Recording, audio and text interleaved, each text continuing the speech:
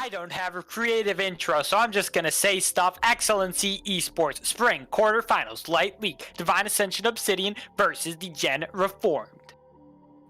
For game number 3, we tied it up 1-1. That was good stuff coming out from Divine Ascension. Game number 1 didn't look too hot, making some interesting choices, questionable item builds, as we mentioned. Macro choices were a little off, but they really polished it up going into game number 2. We talked about how we would have liked to see a little bit more aggression coming out from them in the game itself. Draft, though, from both of these teams, their drafts are pretty solid. And going into game number 3, I'm excited to see what's in store for us as we get through this drafting phase again. Yeah, we see the Kog'Maw, we may see the Tristana ban. Pretty standard bans that we have seen from this series. Yeah, I would have liked to see some different bans, but it's probably just going to be the same 6. And it's when you're playing at this level and you're more focused on winning your lanes and winning your matchups. Definitely banning out comfort picks or strong champions. That being said, the Hecarim is going to get banned now in game number 3, so there will be no Rainbow Pony magic here for game number 3. No team is going to have access to that pick, and we're going to have to start seeing some new jungles getting locked in this game.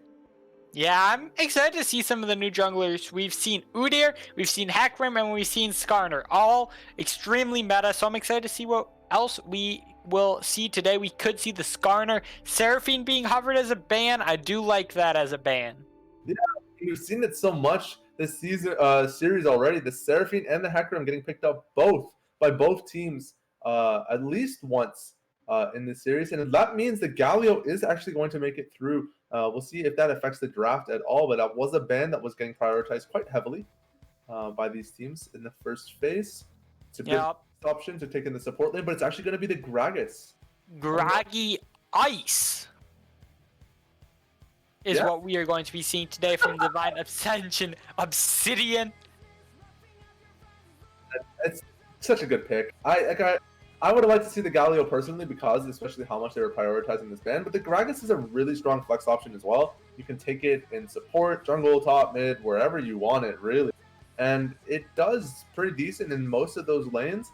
It's a really strong way, especially when you're blue side, to just lead draft slowly and, not force yourself into any awkward positions. That being said, we haven't really seen flex picks getting utilized by either of these teams. They've locked in the champs, but then they kind of just send them, exactly where you'd expect to see them. Yep, we are seeing the Vel'Koz picked up possibly by Divine Ascension Obsidian. We did see that last game from Divine Ascension Obsidian, and they did pretty well with it. Lilia Victor picked up by DEGR Reformed. Yeah, this DEGR Reformed draft is not what I was expecting from them. We saw game number 1. Their drafts were very solid, very meta, exactly what you'd see. And then the Lilia Victor lead is a very interesting combination of champions. They don't necessarily have exceptional synergy with each other. And you're showing your mid lane very early when the Galio is available. And such an odd hover now. You kind of denied the flex pick from taking this champion. That being said, it is a good answer to Leona in the bottom lane, and that might just be all the motivation they need to lock in this pick and try to get some value out of that global. But the set, I actually prefer the set. Psych.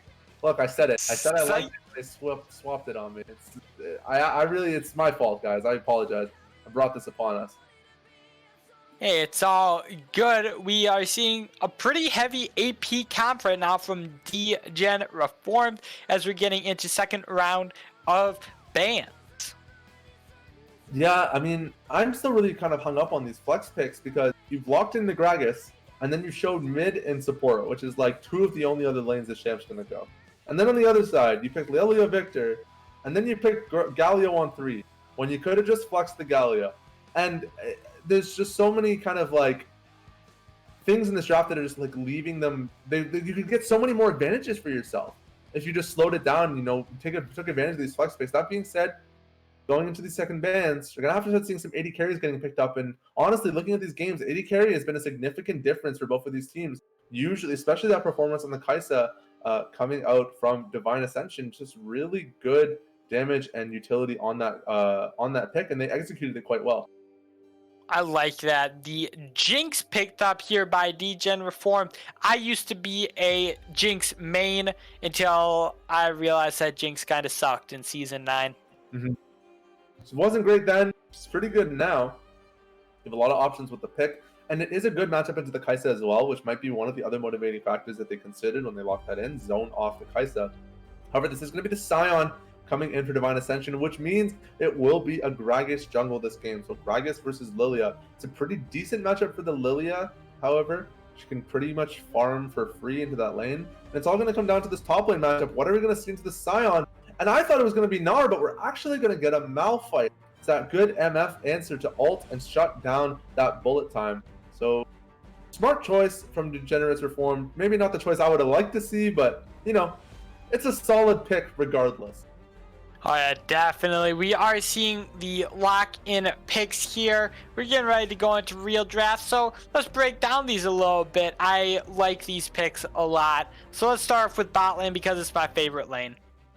Bot, you have the Misfortune Leona combo. It's a strong combo, and it's a strong combo that needs to be recognized because not only does it get priority very well, but it's really good in those teamfight situations as well. And then on the other hand, you have the Jinx Galio. And it's not necessarily a particularly synergistic lane, but again, very similarly to the Xayah Alistar that we saw last game, you have good counter matchups on both of those champions. The Jinx can mostly, for the most part, farm into the Misfortune. The Galio is a great answer to Leona. It's really hard for Leona to engage into that pick. So it's a bot lane that doesn't necessarily win the matchup, but denies the enemy from playing the game the way that they want to play. And, you know, that worked for Divine Ascension. Last time around, they were able to, you know, get some value out of that. So now with these counter picks, with these strong champions in lane, they can get to that late game point, get those 2, maybe 3 items on that Jinx, and actually start seeing some damage coming out of the spot side. Oh yeah, definitely. And let's run it down mid right now, just because that's what mid laners like to do. True. We got Victor versus Vel'Koz. I agree. I wholeheartedly echo that statement. As a mid lane player for nearly 7 years, I am fully prepared to get on my tracksuit and sprint through that lane as often as needed. That being said, you know, the only sprinting I really see happening in this game, if it's going to be anyone, it's going to be the Victor. The artillery mage versus control mage matchup. It's the rock, paper, scissors of the mid lane. You pick artillery into control, you pick control into assassins, you pick assassins into artillery. And being the Victor in this situation, having to deal with the long-range threats from the Vel'Koz, the ability to just push out the wave so much faster than you can, especially before level 7, which is usually when you get that laser upgrade. It's a heavily Vel'Koz favored lane, so you're losing priority constantly, and you're finding it difficult to actually trade in the matchup. So already a very good start for the Vel'Koz, for Void in this 1v1. Yeah, ironically, Void playing the Void champion. And now we're going to just talk a little bit about top lane, which I believe is just going to be a wet noodle fight. Absolutely. We talk about the top lane wet noodle fights constantly when you see these tank matchups. This is why I kind of criticized the Malphite pick a little bit. I think you had a little bit more agency with this draft, especially with the amount of aggression you're providing here, to maybe look at the Gnar as a more viable option. It's a good lane into the Gragas as well. So, you know, in the event that they try to pull some funky shenanigans, you still have yourself a good matchup. That being said, Malphite will provide a lot of value into these long-range artillery characters, like the Misfortune that wants to set up bullet time in team fights, like the Vel'Koz that also has a channeled ultimate. So this Malphite pick, you know, it's not going to do anything in lane, but it is going to be a deciding factor in these team fights. Wholeheartedly agree with you there. We are just having a little bit of time left before we head off Spectator Lane. Let's just talk a little bit about jungle. Which lanes do you think are going to be prioritized this game? For ganks, you have a lot of kill pressure really in all of your lanes if you're Divine Ascension now on the blue side. You know, this Vel'Koz has the priority into the Victor. You can set up for a knockup with the Q, do a little bit of trigonometry and get some crowd control locked onto this Victor, and you should be able to blow him up quite quickly. On the bottom side as well, you know, the Galio is a good answer to both the Gragas and Leona, but you have kill pressure there with all of that CC chaining. If you can coordinate a gank, maybe force the Jinx to take cleanse and, you know, burn it early on in the game. There's a lot of options on blue side, but whereas if you're on red side, you know, you never want to be ganking for a Malphite, and you have a losing priority lane mid. So more often than not, what I expect we're going to see is a power farming Lilia that collapses on dragons on the bottom side and tries to force plays through that lane. You know, a good Lilia execution of this game would be pathing down and maybe looking for a lane gank around that 4-minute mark. Try to see if you can set your team up to get some vision and secure that first dragon. Yup, one thing that I would just like to say is a little ironic is the fact that both of these games, red side has won, which is just a little bit of a funny fact. It's a good point, and I think it speaks to speaks volumes to the fact that dragon control is a really powerful thing right now in the meta game. So whatever team is able to get priority on these dragons, priority in that early game, is usually coming out ahead. Definitely. Both of these games, we've seen heavy dragon priority from the red team, ending up getting soul or very close to soul, and then just taking the game. We're going to head to a very short break. Excellency Esports, be sure not to go anywhere. As always, I'm Chief Chirpa, joined by Zeddy. We'll see you guys on the Rift.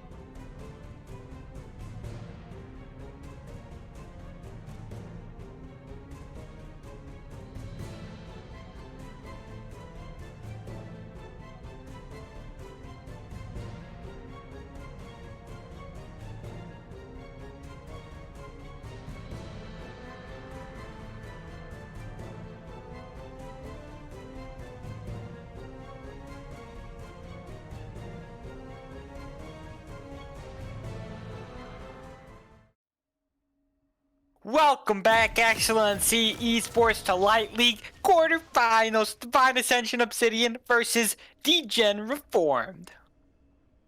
Been a great matchup so far. This best of 5 so far. That 1-1 tie now going into game number 3 here.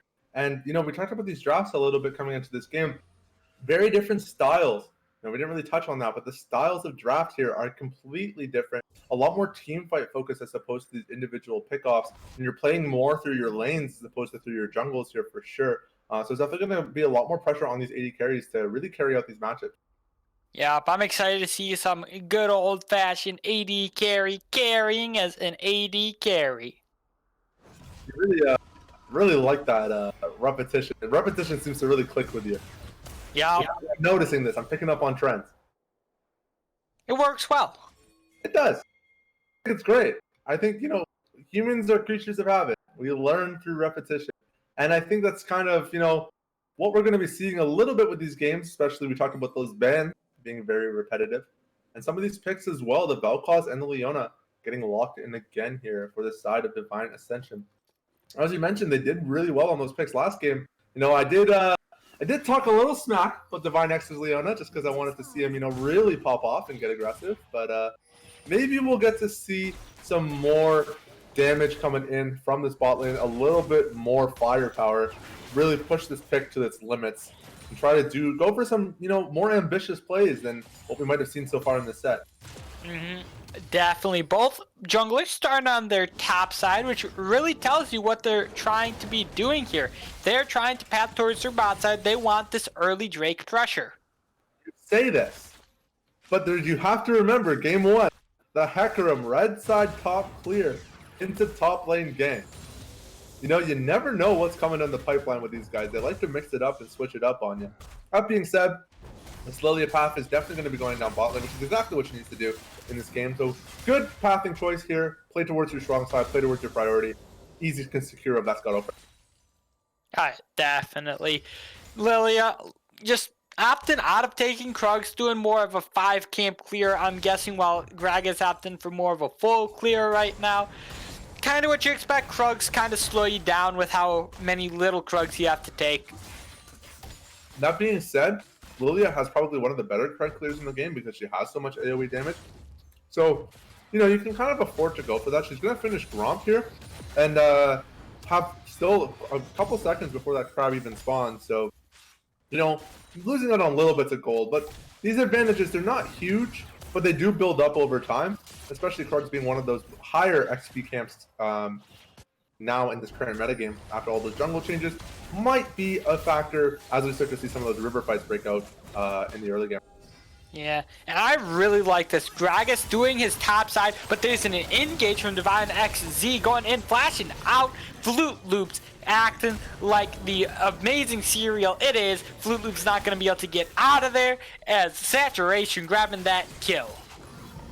The wise choice here from Saturation. He knew that he was going to get there a little bit earlier, I guess, by skipping his entire red side. Actually, I just noticed this. Takes the blue side, walks down, ganks the lane, and then defaults back to the jungle. That is just crazy pathing, and it really paid off big time for him and his team. He actually backed to grab his boots because he's running Predator. That's it. That's the piece I missed. Sorry, my mic scuffed out a little bit there. We're all It's good. all good. Well, Hardstuck Brother, being the hard rock that he is as a Malphite, doing pretty good in this top lane, just poking out Coltonson with this Comet. Coltonson just trying his best to lane. It's one of those matchups where you don't really have the ability to fight too much. Again, in the bot lane, though. Yeah, the repeat gang Flute Loops' Justice Punch gonna just get Justice blocked by Lexar as Fox Zero running pretty low on mana. The Justice block. I love this. I love the terms we get to make up on cast. This is beautiful. We get to get so creative here. Exactly. But this top lane, I talked about it being, not too interactive, but Sion Coltonson, it's kind of letting Hardstuck Brother just have his way with him, punching him up in this top lane, winning out on all of these trades. Could be a little bit more even, I think. You have the ability to push out the wave, as the Scion, use that Q, deal a lot of damage, look for some crowd control, some gank setup. Just not able to find it, unfortunately. Yep. First, Drake is going to be up 1k gold lead in favor of Divine Ascension Obsidian. Let's see if they prioritize this Drake, or will Degenerous Reform do their red side duty and grab first Drake? It's exactly what you want to be doing here with this Lilia pick. You have the pressure on the bottom side because they got the kill and took the reset. So even though blue side, you know, they have all this kill threat on the bottom side, the reset timing is going to get punished, and this should be an easy dragon clear for the red side. It's all about those reset timers and understanding, you know, optimal times to go back to base. Exactly. It is going to be an Ocean Drake, a pretty good Drake to take, giving you the extra health regen in lane. That's going to feel pretty good for Jinx, especially being an ADC. And next Drake, Infernal Drake, lots of damage output here by both of these teams. Definitely a priority here. Yeah, it's interesting. Both of these games we've seen, you know, Ocean Soul, Infernal, or Ocean and Infernal Drake rather, being picked up quite early, meaning we're not ever going to really get to see those souls in this game. Now, the second dragon for this game as well is also going to be the Infernal Soul again. So, looking at soul options, it's basically Cloud or Mountain, and, you know, neither of these teams really... I mean, you're probably looking at Mountain Soul if you're blue side. You know, now that I think about it, Mountain Soul would be absolutely huge for Divine Ascension in this game, but going down a Drake and losing priority for, you know, as this Victor is going to have the ability to shove out those waves by second Drake, it's not a great situation to be in when you know Soul's such a huge priority for you. Yeah, Soul is such a great win condition for basically any team, especially if it's one of the big three, as I like to call them. Sure, Cloud Drake gives you good advantages, but it's not a complete win condition. You get the Mountain Drake shield, you get the Infernal damage burst, you just get the healing and mana from the Ocean Drake. Those are the very big three souls. Absolutely, yeah. I mean, we talk about the dragon pressure and how dragon is such a highly contested objective. You know, at the highest stages of play, a lot of teams will ignore early dragons. It doesn't really matter until you get to that soul point. You can actually stack the important stats that you want. But when the first two dragons of the game are Infernal Ocean, you know, what really are you looking to stack later on? Your options aren't too great. Obviously, the Mountain is going to be a big factor for Divine Ascension, but on the side of Degenerates Reformed, you know, you're looking at getting that damage and winning this game before those tanks become too much of a threat to deal with. Yeah, just a little bit of talking about the builds right now. This Gragas saturation going for the tank Gragas instead of the AP Gragas, which is strange with going Predator as well. It is strange because you'd typically expect to see something like the Aftershock. That being said, there's nothing really particularly like anti-synergistic running after Predator rather with tank Gragas. You can still get some really good ganks off. What I think is actually really clever about this build is not only knowing now that you have access to that Mountain Soul, and you know tank Gragas is probably the ideal build to go, but you're putting a lot of faith in your Vel'Koz to be that AP carry threat. And so far, you know, he's got this even lane, but he's going dead even in farm right now against the Victor. That is going to be the blue steal, I believe, coming out from Gragas. Yeah, that was the blue steel bot lane, rotating up with the flash engage from Hot S'mores. Sent Drowsy Void, going nighty-night here. I think from both this top laner and this jungler, you don't usually see top lane rotations in this meta, and especially not, you know, with a Malphite that's not even going to commit his ultimate, so he's going to be able to walk up top, lose a wave for that, but he is going to get his mid laner ahead, so recognizing that, you know, this Victor is going to be that carry in the later game, willing to sacrifice a little bit of his own golden experience to allow that play to happen. And with the ultimate still available, you know, there is potential for playmaking around this Rift Herald. Yeah, Rift Herald, one of those big objectives in the early game, especially when plates are up. Normally, in my low elo of bronze, you don't see it too often of Rift Heralds being taken. Everyone's like, Drake this and Drake that. Not the rapper, by the way. True. Not the rapper. Just the big scary monster that lives on the bottom side of the map. Likes to hang out with your bot lane and your jungler. Unless you're talking about Skittles, that rapper is pretty good. Yeah, you're losing me, man. I'm sorry. I like the candy rapper.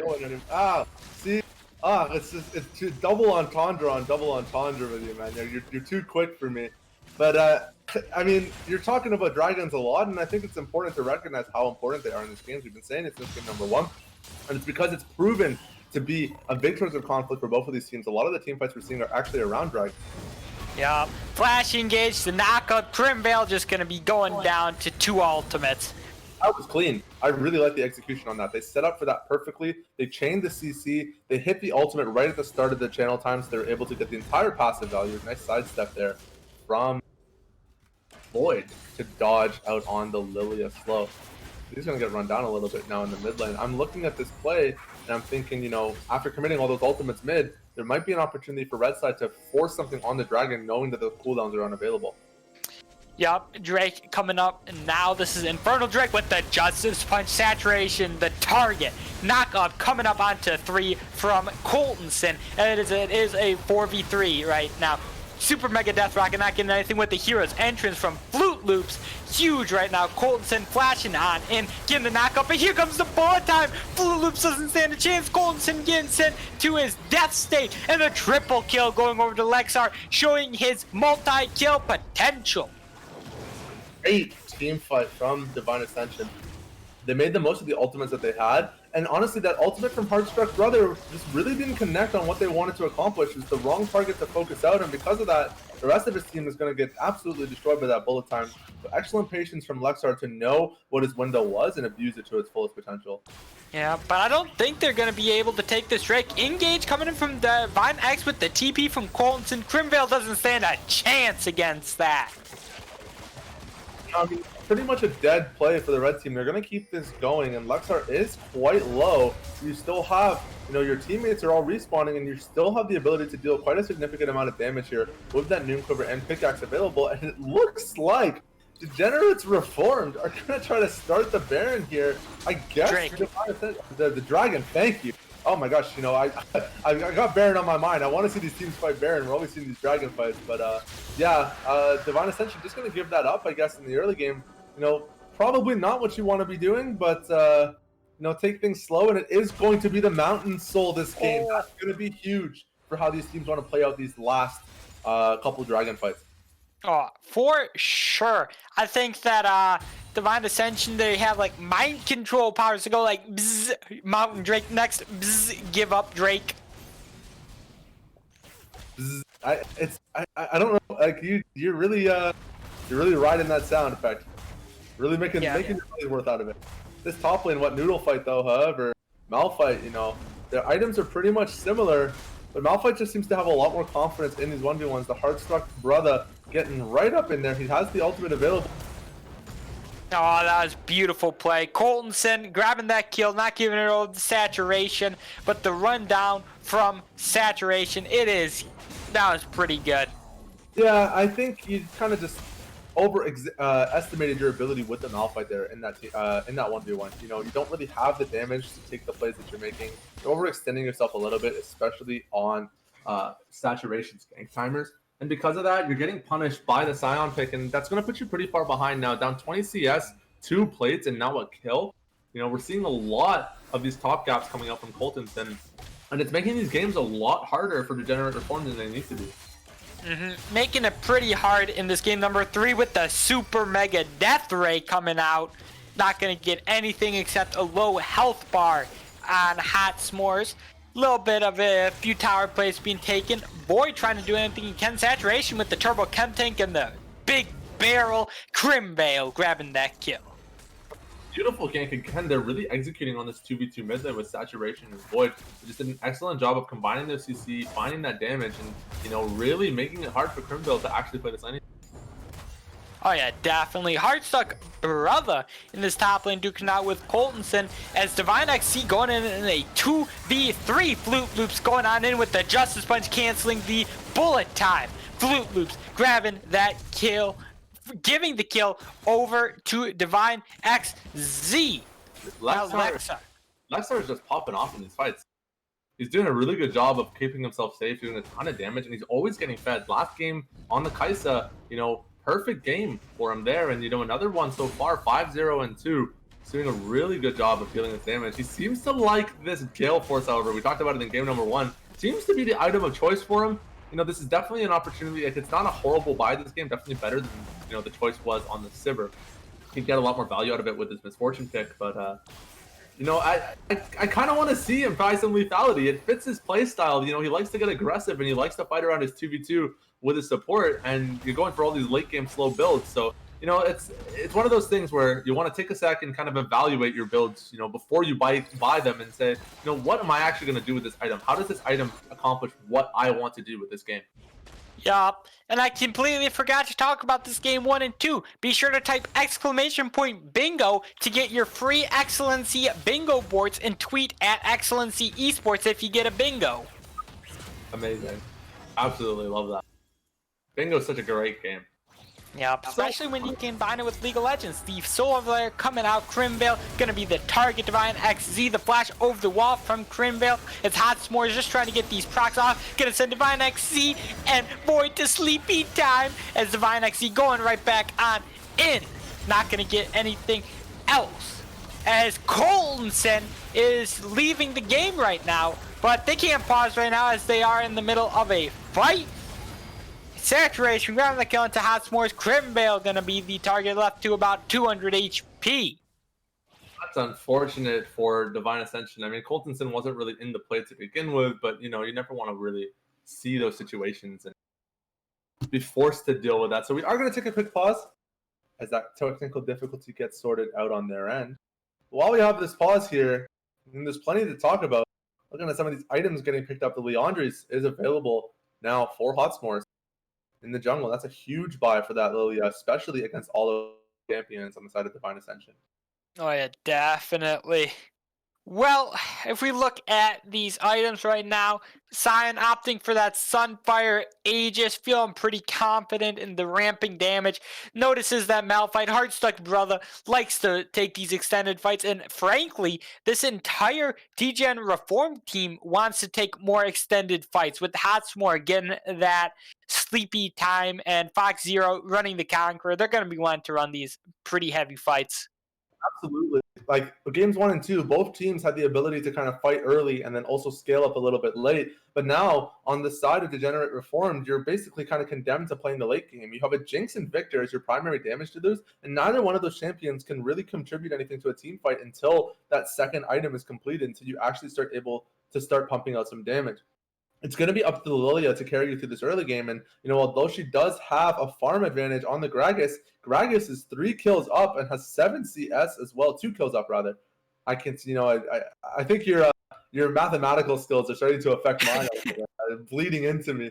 But it is going to be a gold advantage for the Gragas. It is going to affect, how this matchup plays out. You can get a little tanky, face tank a lot of this Lilia damage, zone her off in these team fights. And when Lilia is your only win con, it's really hard to be Degenerate Reformed right now. Oh, for sure. You're not going to see a hard-stuck Brother running tank Malphite carrying a game. Maybe if he was running something like the Gangplank Aurelia or Fiora. Funny because those are bans that I usually give in the top lane. So those are just the ones off the top of my head.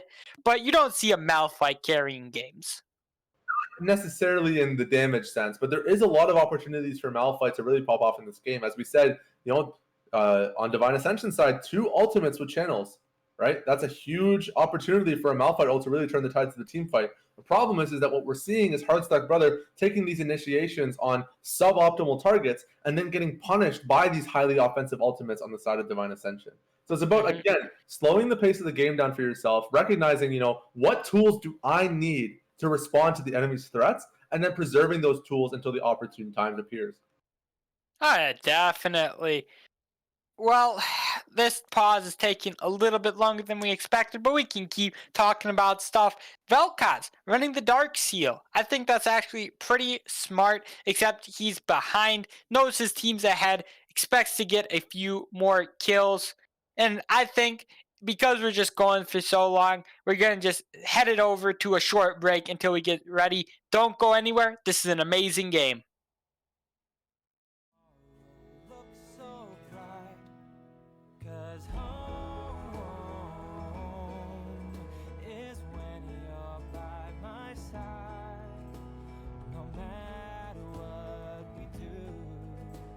Together we'll see it through, and I hope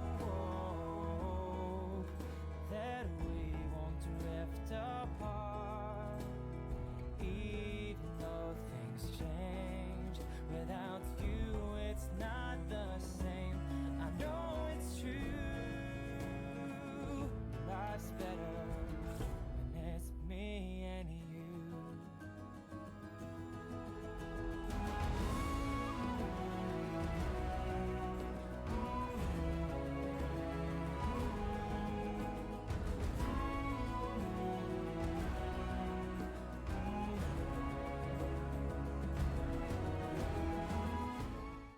back, everyone. Thank you for waiting on this pause as the top laner Coltonson had quite a little bit of a disconnect, but we're right back. We're right in the action. Yeah, I mean, not a whole lot going on, but we are back, and we're happy to be here. Herald is up available on the top side of the map. You might see the teams start to rotate up there and look for these plays. Well, that Dragon coming up in 30 seconds as well. Likely what these teams are looking at. You can already see Degenerates Reformed squatting up, making their way down to that bottom lane, trying to set things up for this Dragon because they know how important this soul is for Divine Ascension, doing everything they can to deny that. It's probably a good place as any to, start identifying your win con. Yeah, making my way to Dragon, walking fast, Scion's Pass in Summoner's Rift. Beautiful. It's almost better than the original. Almost. I would like to see in this team fight, though, we talked about that patience and that Malphite ultimate. That's going to be absolutely clutch now in this 5v5 situation. So keep your eyes on that for Heartstuck Brother waiting for that unstoppable force. Yeah, the mid laner Criminvale having a little bit of a flank. Heartstuck Brother stepping up as Coltonson also stepping up, popping that shield. There goes the traps. Flute Loop's going to be forced to flash away as Coltonson going on you and popping that unstoppable onslaught as Hot S'more is not going to be the target. Heartstuck Brother with the huge ultimate. The hero's entrance knocking up one. Lexar trying to hard carry this one as he's just running all around. Lexar grabbing that kill, is dominating, but Fox Zero takes a kill in return. Flute Loop's going to be the target, just running away, but Coltonson taken to his death form. Drake has not even been taken yet, and we're trading 1 for 2 right now. Everybody in this fight is just so low on HP, but Divine Ascension, they really don't want to give up on this Dragon. They know how important it is, and they do have the bullet time available. There is opportunities for Lexar to really pop off here, and that is going to be the bullet time getting committed there. Oh, that's a double bullet time.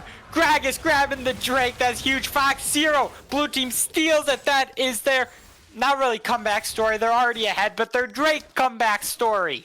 That is just absolutely insane. How do you win that fight when you're on 20% health? Lexar finding the perfect angle to execute that bullet time, picking up the double kill and leading to the Dragon secure as well. Now 8-0. This AD carry is a monster in this game. Oh, I wish that I was this kind of AD carry, except I'm not. Hey, we can talk about it after that Challenger, GM, Diamond, whatever I am. We'll figure something out, man, you and I. We'll get an arrangement together. Very much so. As that Drake has been taken, Rift Herald is only going to be up for another 40-ish seconds, so I doubt that it will be taken this game, which is a little disappointing. We're not going to be seeing Shelly on the map anywhere, but other than that, we're just going to probably be seeing farming from now on until next break. I mean, a lot of teams don't really care about that second Herald, especially after turret plates have gone. You don't really get as much value out of it. You can pretty much accomplish the same thing just by dealing damage, with your champion as well after a good team fight. That being said, there are some uses to Herald that shouldn't be ignored. For example, being able to drop it in a side lane and then forcing either Baron or Dragon on the opposite end of the map. But with no team, not really having the time to force that issue. Yeah, Heartstuck Brother being just caught out by saturation, using the unstoppable force to get out, but the explosive cask with the sniper shot, the ace in the casket. The fadeaway shot from saturation is going to seal the deal onto Heartstuck Brother. That's going to be yet another kill for this tank Gragas. I mean, you're talking about this Gragas like he's not a damage threat, but look at him now, 5-1-9 currently on this champion. So much gold in that pocket, and that's going to lead to even more bulk. That as you add these Mountain Drakes successively, we're in a position right now where if the blue team can pick up and all of these Mountain Dragons, they could fully stack their soul 4 Mountain Drakes in addition to the Mountain Soul. That would be so difficult to deal with. Oh, that would be extremely difficult to deal with. But here comes DGen Reform looking for a mid lane play. I think with the E and the Q missing from Hot S'mores, that feels bad, man. Onto Divine XC. Justice Punch getting him right out of that. Justice is not being served today.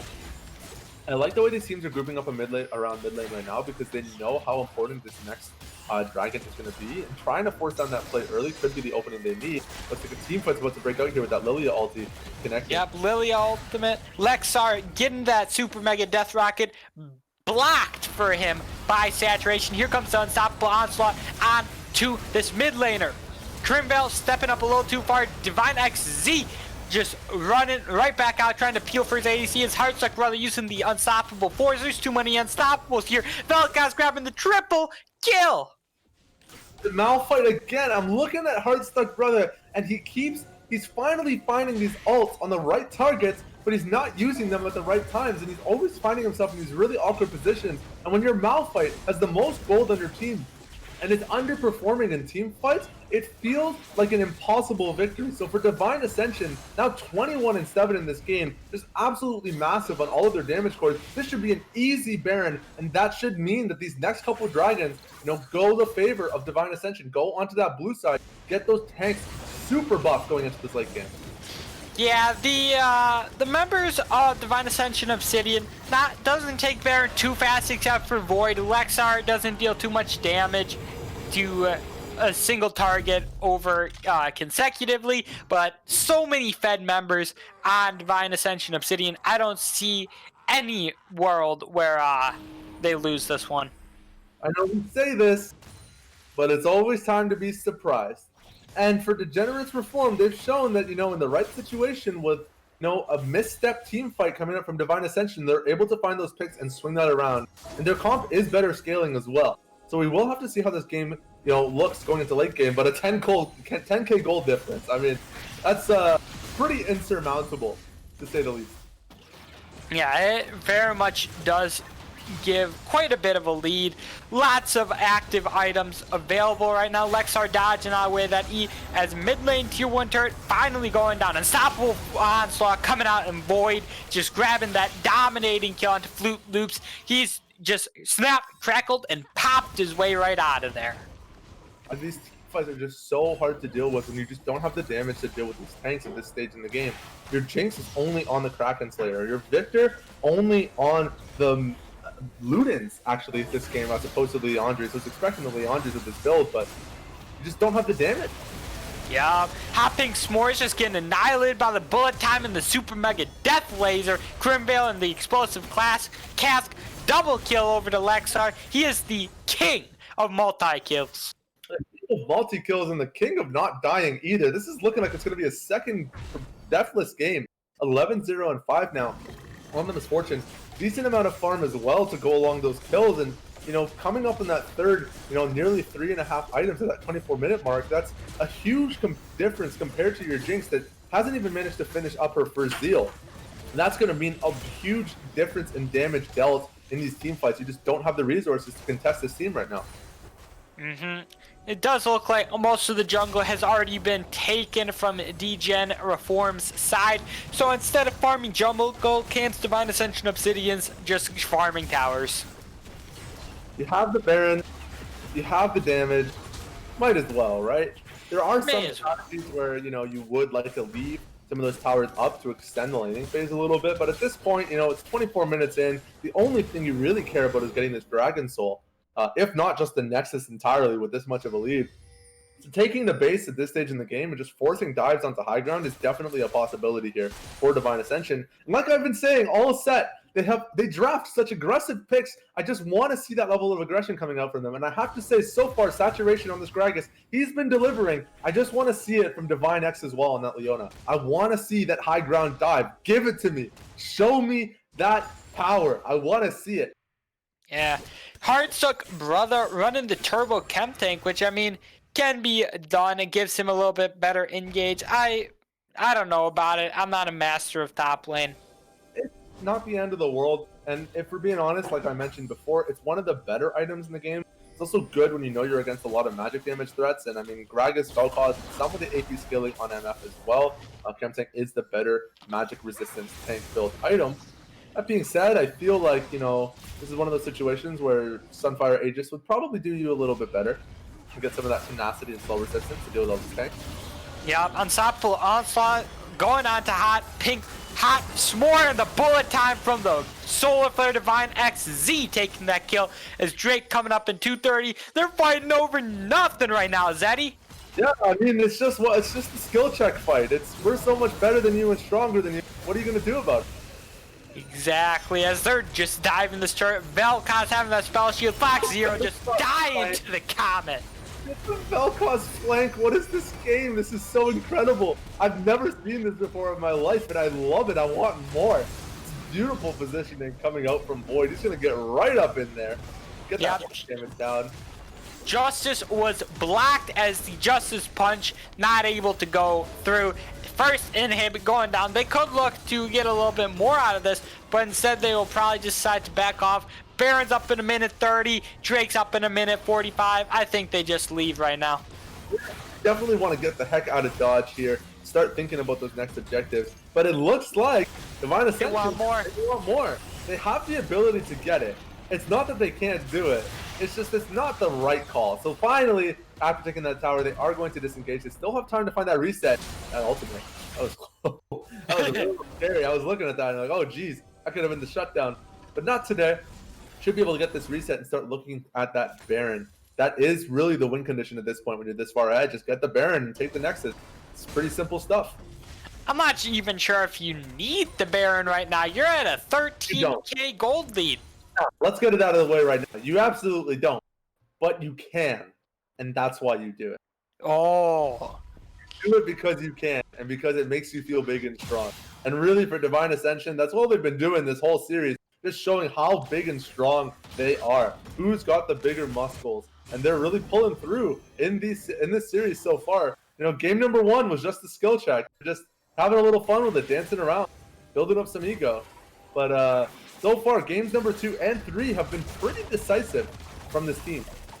Yeah, here comes Saturation with the Turbo Chem Tank trying to run down this Lilia, but Hotsmore a little bit too fast. Unstoppable Onslaught not going to hit anyone as Coltonson trying his best to do anything he can. Flute Loop not going to be the only front line as Hardstuck Brother not going to be there for that fight. Second inhib going down. The only thing I don't like about this play is that they didn't take the time to set up the top wave. So they've gone and extended yourself to push this inhibitor, but you don't really have like the ability to, if you don't have wave control right now, these waves are going to bounce back towards you. So now for Divine Ascension, they're going to be taking a fight on Dragon, and yeah, they're really strong, but they could have just done this no risk. Yeah, Crimvale just getting caught on out. Here comes the hero's entrance, but it's not going to mean anything as Flute Loops now just got himself screwed in a bad situation. Hotsmore popping that sleepy time.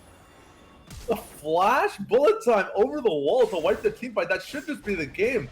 I actually see Coltonson TPing in to round this one out.